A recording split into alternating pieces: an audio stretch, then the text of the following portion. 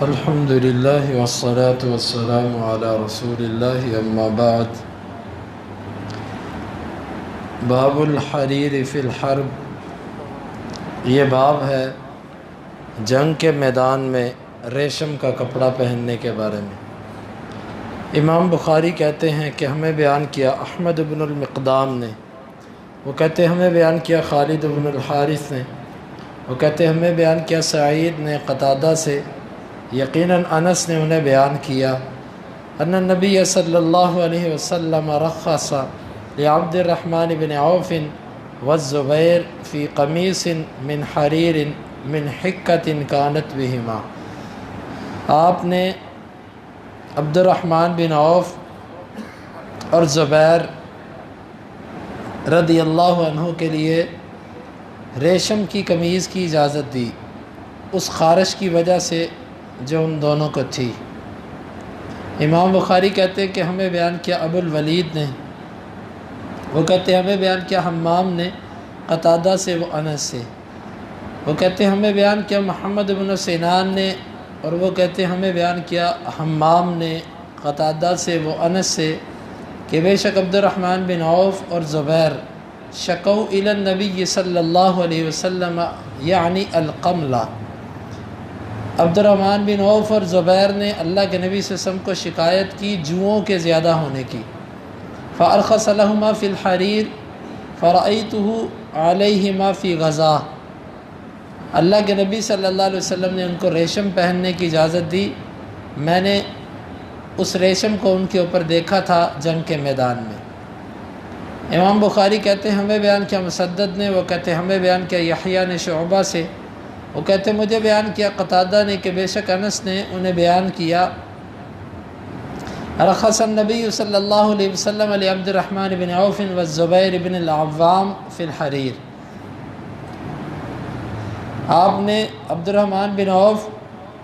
اور زبیر بن عوام کو ریشم میں اجازت دی۔ امام بخاری کہتے ہیں مجھے بیان کیا محمد بن بشار نے،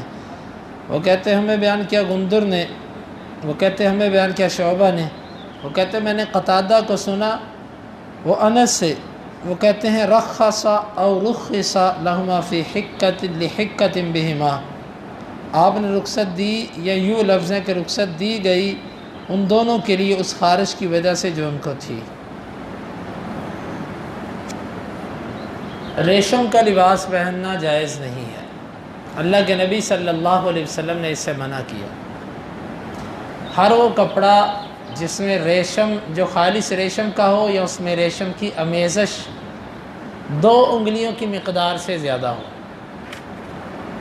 جس طرح کہ یہ معروف ہے بوسکی کے بارے میں کہ اس میں کافی فیصد ریشم ہوتا ہے،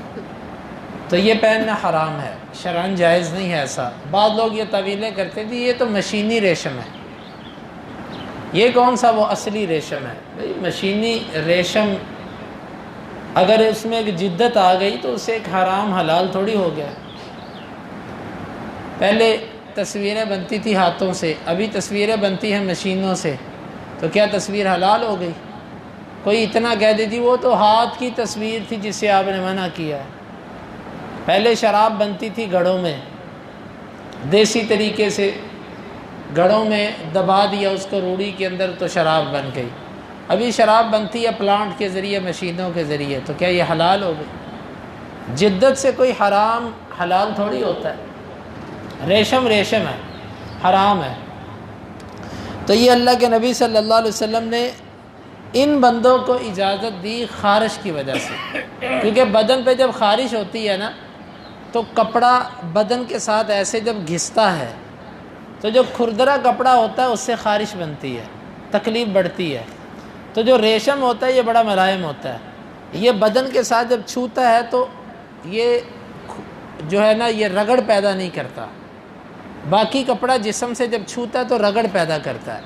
تو اللہ کے نبی صلی اللہ علیہ وسلم نے ان کو اس کی رخصت اس لیے دی تھی کہ جب ریشم پہنیں گے تو خارش جو ہے وہ ان کو زیادہ تکلیف نہیں دے گی۔ دوسری روایت کے اندر آتا ہے کہ آپ نے جوؤں کی وجہ سے ان کو جو ہے وہ ریشم پہننے کی اجازت دی تھی۔ تو بعض اہل علم نے اس میں تطبیق یہ لکھی ہے کہ ممکن ہے ان کے جوؤں کی زیادہ ہونا خارش کا باعث بنا ہو، تو اللہ کے نبی صلی اللہ علیہ وسلم نے انہیں ریشم پہننے کی اجازت دی۔ جنگ کے میدان کی قید اتفاقی ہے، جنگ کے میدان میں بھی، سفر میں بھی، اور اس کے علاوہ بھی۔ البتہ کتاب الجہاد سے اس کا تعلق یہ ہے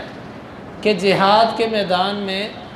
ضرورت کے تحت ایسا لباس پہننا جائز ہے کہ جو مجبوری کے تحت پہنا جائے،